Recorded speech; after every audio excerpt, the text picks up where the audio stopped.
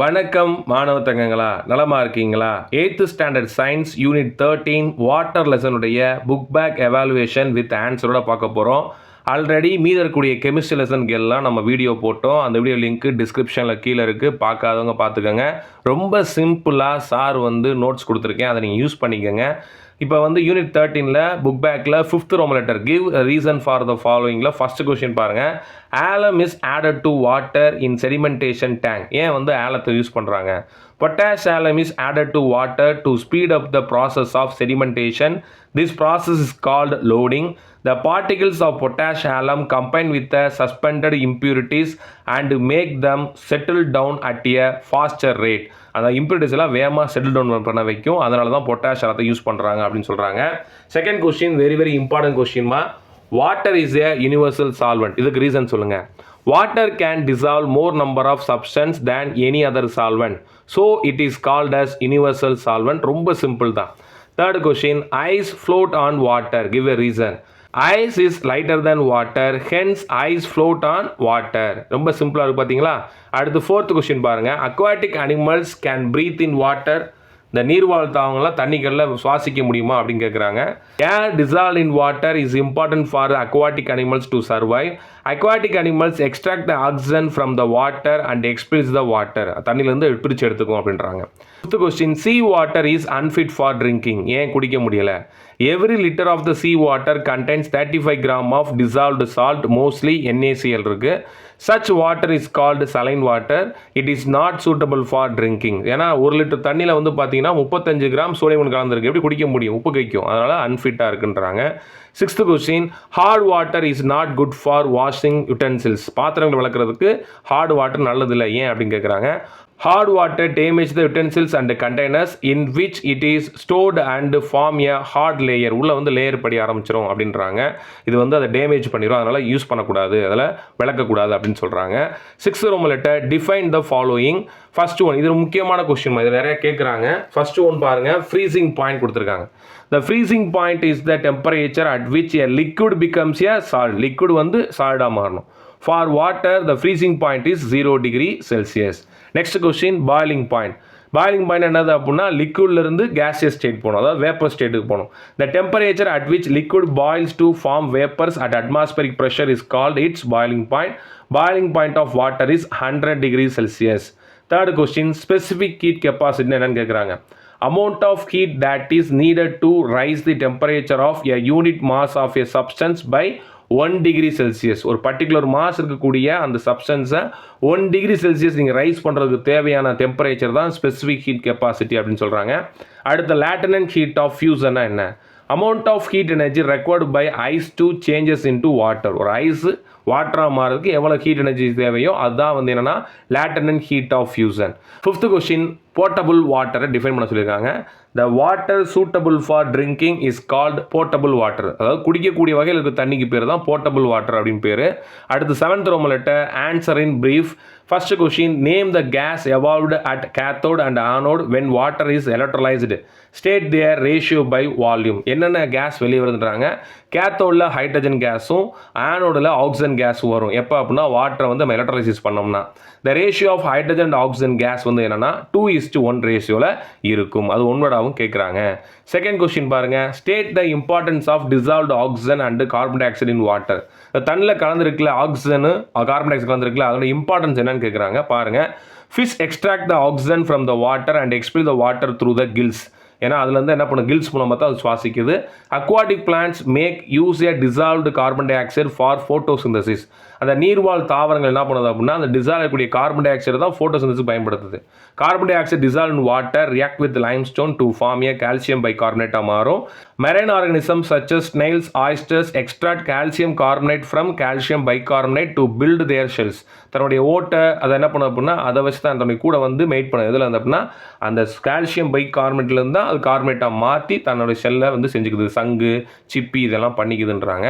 Third question பாருங்க, what are the causes of temporary hardness and permanent hardness of water. So எதனால் ஏற்படுதுன்றாங்க. So temporary hardness இது முக்கியமான 3 mark question.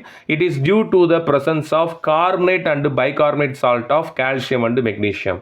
அதே மாதிரி பெர்மனன்ட் ஹார்ட்னஸுக்கு எது காரணம் அப்படின்னா it is due to the presence of chloride and sulphate salt of calcium and magnesium. ரெண்டுமே கால்சியம் மெக்னீஷியம் தான். ஆனால் கார்பனேட் பைகார்பனேட் சால்ட்டாக இருந்துச்சுன்னா அது டெம்பரரி ஹார்ட்னஸ் ஆகும்.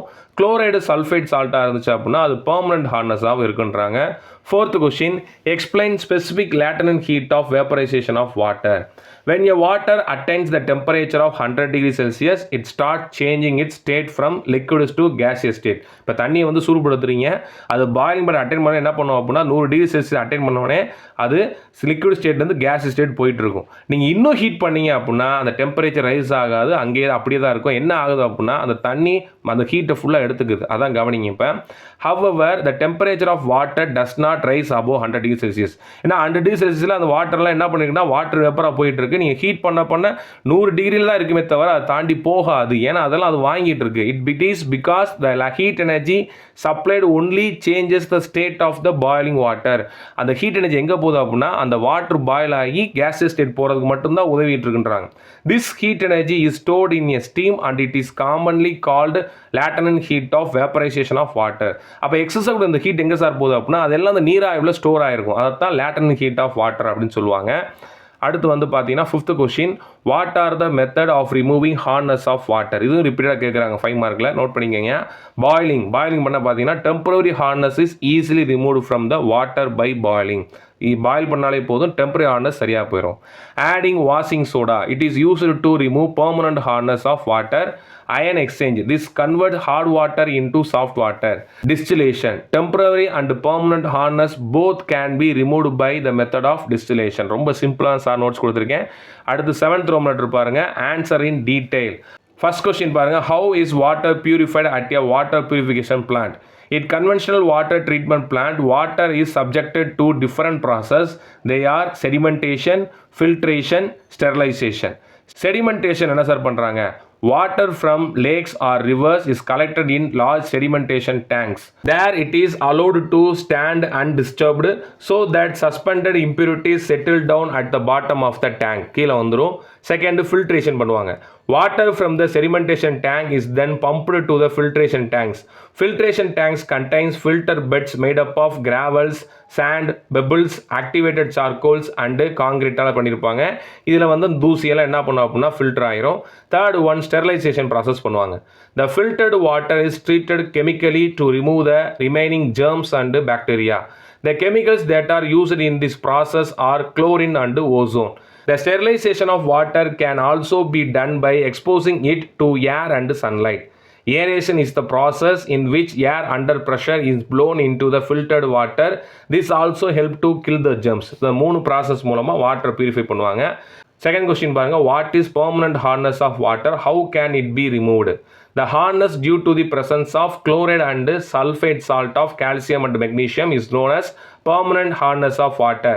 Removal of hardness என்ன பண்ணணும்னா first one adding washing soda, இன்னொன்று டிஸ்டிலேஷன். 2 ப்ராசஸில் பண்ணலாம். ஃபர்ஸ்ட் ப்ராசஸ் பாருங்க, adding washing soda. It is used to remove permanent hardness of water. It converts chloride and sulfate into insoluble carbonate மாத்திரும். These insoluble carbonates are removed by filtration பண்ணி எடுத்துடலாம். Second process பாருங்க, distillation. The temporary and permanent hardness both can be removed by the method of distillation. The water obtained after distillation is called distilled water. The 2 மார்க்காவும் கேட்குறாங்க distilled water என்னன்னு. It is the purest form of water. Third question பாருங்க, what is electrolysis? Explain the electrolysis of water. இது கொஞ்சம் பெரிய question தான், sir தான் notes கொடுத்துருக்கீங்க, கவனமாக கவனிங்க. The process of breaking down water molecules by the passage of electric current is known as electrolysis of water.